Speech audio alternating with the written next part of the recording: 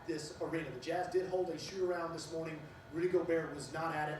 He stayed at the team's hotel, from what I understand. Did not come to the arena pregame. He was going to play in the game, though. That was the expectation. He was ruled out because of an illness. There was a little bit of a confusion pregame with Quinn Snyder. He was asked what the status of Gobert was, and Quinn Snyder said he was out. Then Jazz PR tried to later say that, no, Rudy Gobert is still just questionable, and then he was ruled out. And it's pretty easy to read between the lines there, is that they were waiting to find out what the results of the test were. All right, pardon me for interrupting, because obviously your game was postponed tonight, and we can now share with you that the game that was scheduled to follow and be the final game of this NBA season prior to suspension between the Pelicans and the Kings, that has been canceled as well. And again, as you heard from Dave just moments ago, that was a possibility as the Pelicans players weren't on the floor. Now no one's going to be on the floor. Dave Pash, back to you. What happened?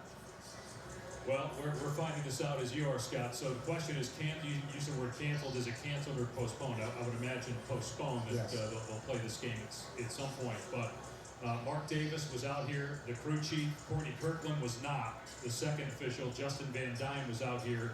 And then those two officials went back to the locker room. Now Lonzo Ball has just emerged from the Pelicans locker room. This is the first Pelican player that we've seen at all on the court tonight. We are hearing that they're going to make an announcement soon that this game is not being played. But we have not been told that officially. And again, this is the first time we've seen any New Orleans player.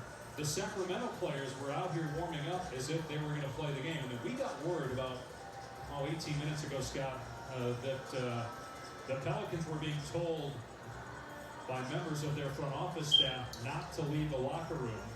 And then we found out that Courtney Kirkland, one of the officials, worked the Utah-Toronto game on Monday. Rudy Gobert of the Utah Jazz, according to Woj earlier tonight, testing positive for the coronavirus, the reason for the Oklahoma City-Utah game being postponed tonight. And so, obviously, that was connected to the reason why the Pelicans didn't want to play the game.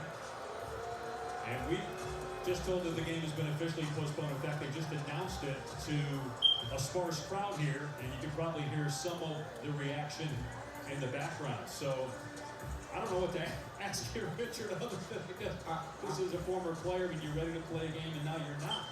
So, how do you handle it? I'm going to say this. I was in China earlier this year when people weren't sure whether or not the games were going to go on between the Brooklyn Nets and the Los Angeles Lakers. And there was an uncertainty there, and there's an uncertainty here. This uncertainty, though, I think is for public health, and they're doing the right thing. When one player gets it, we talked about it earlier, it goes throughout the team. You're all touching the same balls. You're drinking the same water. You're all doing the exact same things in a very close, confined area. You're traveling and playing cards. These are things that happen, and everyone gets it. So I understand why the NBA is being extremely cautious and why the Pelicans are being cautious. It was just announced again over a loudspeaker, and I think it was before when they announced it. I don't think they were as clear. You just heard a clear announcement, and that's why everybody is booing. So